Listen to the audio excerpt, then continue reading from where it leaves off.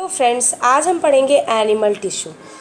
Animal tissue 4 तरीके के होते हैं: epithelial tissue, muscular tissue, connective tissue and nervous tissue.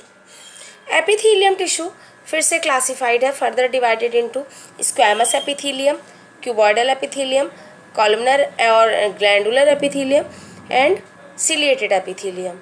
इसी तरह से मस्कुलर टिश्यू भी 3 प्रकार के होते हैं: straight muscles, smooth muscles and cardiac muscles. Connective tissue की बात करें तो कनेक्टिव टिश्यू डिवाइडेड है एरियोलर टिश्यू में, adipose tissue, skeletal and fluid, जिसमें से एरियोलर 2 तरीके के होते हैं: tendon and ligament. Adipose tissue को हम फैट टिश्यू कहते हैं। स्केलेटल टिश्यू 2 तरीके के होते हैं: कार्टिलेज एंड बोन। फ्लूइड 2 होते हैं हमारी बॉडी में, एक ब्लड है और दूसरा येलो कलर का लिक्विड है लिम्फ। एपिथेलियल टिश्यू बहुत ही सिंपल टाइप का टिश्यू है और ये हमारी बॉडी को प्रोटेक्ट करता है। एपिथेलियम में हम सबसे पहले पढ़ रहे हैं स्क्वैमस एपिथेलियम। स्क्वैमस एपिथेलियम का अगर आप स्ट्रक्चर देखें तो ये thin flat irregular shape cells हैं और जो टाइल्स की तरह से कॉम्पैक्ट टिश्यू में की तरह अरेंज रहती हैं। इन्हें हम पेवमेंट एपिथेलियम के नाम से भी जानते हैं। ये हमारी बॉडी में कैविटीज़ की लाइनिंग बनाता है, जैसे माउथ, ईसोफेगस, नोज़ पे, एल्विलाई पे पाया जाता है। ब्लड वेसल की कवरिंग बनाता है, टंग और स्किन में पाया जाता है। इसका फंक्शन अगर हम देखें तो ये हमें मैकेनिकल इंजरी से, चोट से बचाता है, जर्म्स की एंट्री नहीं होने देता।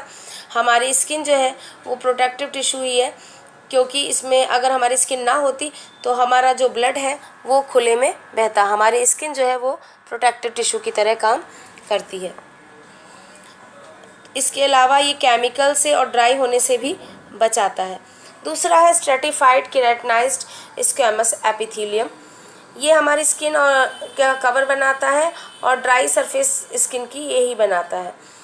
इसमें केराटिन प्रोटीन होती है जो कि एक फाइब्रस प्रोटीन है और ये हमारी बॉडी में डीप लेयर बनाता है टिश्यू की, जो क्यूबॉइडल सेल्स होती हैं और पॉलीगोनल होती हैं, फ्री सरफेस पे पाई जाती हैं। ये एपिथेलियम वाटरप्रूफ है और हाईली रेजिस्टेंस है, मैकेनिकल इंजरी से बचाता है। अगली जो एपिथेलियम है वो है क्यूबॉइडल एपिथेलियम।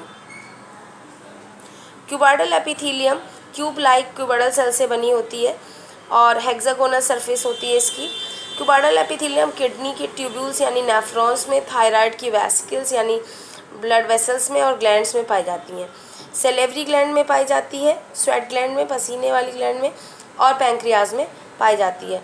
इसका फंक्शन है हमारी बॉडी में ये एब्जॉर्प्शन करती है, एक्सक्रीशन करती है और सिक्रीशन करती है। इसके अलावा ये मैकेनिकल सपोर्ट भी प्रोवाइड करती है।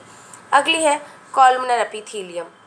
कॉलमनर एपिथेलियम की जो सेल्स हैं वो टॉल होती हैं और ब्रॉड होने की बजाय लंबी होती हैं ज़्यादा, ये पिलर लाइक होती हैं।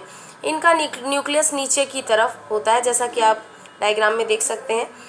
और ये कहाँ पाई जाती हैं? ये स्टमक, स्मॉल इंटेस्टाइन, कोलन और म्यूकस मेम्ब्रेन में पाई जाती हैं। इसके अलावा ये गॉल ब्लैडर और ओविडक्ट यानी फैलोपियन ट्यूब में भी पाई जाती हैं। इनका फंक्शन है एब्जॉर्प्शन करना स्टमक और इंटेस्टाइन में और सिक्रीशन करना। ये म्यूकस सिक्रीशन करती हैं और जिस सेल से ये सिक्रीशन करती हैं म्यूकस का, उसका नाम है गोबलेट सेल। अगली है ग्लैंडुलर एपिथेलियम।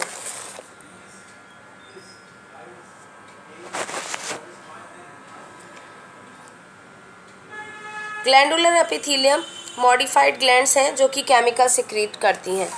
सिलिएटेड एपिथेलियम, ये क्यूबॉइडल और कॉन्वल सेल्स होती हैं जो जिनका फ्री बॉर्डर होता है, उस पर थ्रेड लाइक स्ट्रक्चर होते हैं जिन्हें हम सीलिया कहते हैं। क्यूबॉइडेड एपिथेलियम स्पर्म डक्ट में पाई जाती है स्पर्म का मूवमेंट कराने के लिए। इसके अलावा ये हमारी विंड पाइप में, ट्रैकिया में पाई जाती है। ये ऐसी सारी जगह पे मिलेगी जहाँ पर मूवमेंट होता है, जैसे लंग्स में जो पाइपलाइंस है ब्रोंकाई की, वहाँ मिलेगी। किडनी ट्यूब्यूल में, नेफ्रॉन में मिलेगी यूरिन का मूवमेंट कराने के लिए। और फीमेल में एग का मूवमेंट कराने के लिए ओविडक्ट और फैलोपियन ट्यूब में मिलती है। इसका फंक्शन रिदम से होता है। इसकी सेल्स सॉलिड पार्टिकल्स को मूव कराती हैं और एक ही डायरेक्शन में डक्ट्स में पास कराती हैं।